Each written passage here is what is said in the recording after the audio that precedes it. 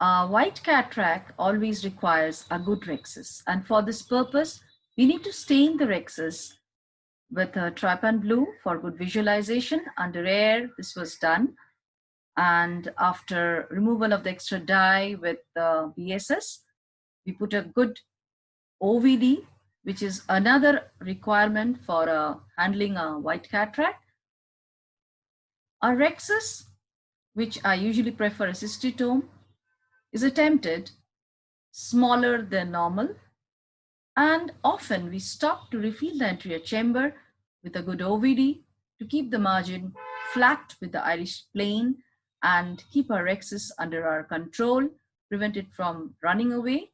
And as we continue the rhexis, we find the cataract sitting below the white layer is slightly hard.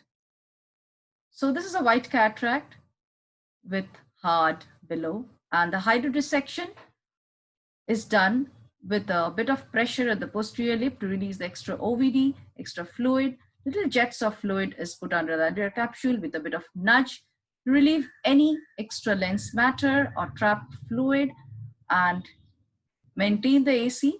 Usually in these type of cataracts, I prefer to do a chop.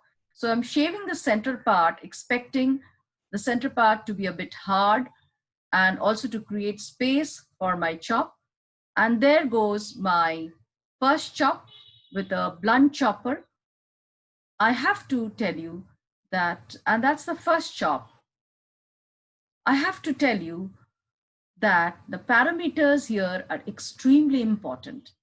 Now, as I complete the chop, I find out that I might not have reached the posterior plate, as although the periphery has got cracked, the central part still appears attached.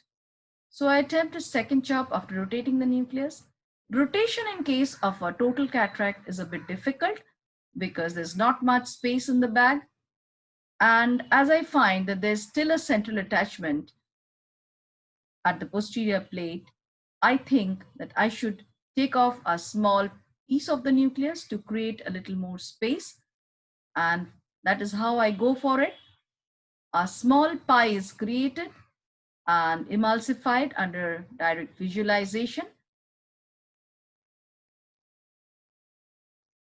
I cannot impress more that the fluidics is extremely important here, maintaining a good vacuum, good power control, and of course a good aspiration is important.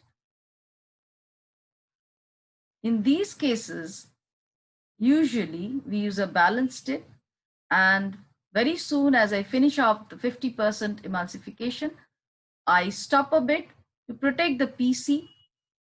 The nucleus, that is at 12 o'clock, is put in 6 o'clock, and the PC is pushed back with the OVD injection. The chopping continues and things appear under control. But as we reach the last pieces, I usually change my second-hand instrument and put in a spatula because the phaco tip might go and hit the PC as there is not much epinucleus left. And the last pieces are emulsified over the spatula and there's not much epinucleus. So by controlling the foot switch in the same session, the rest of the epinucleus is also emulsified. Not much in irrigation aspiration, but a good polishing always helps in a white cataract.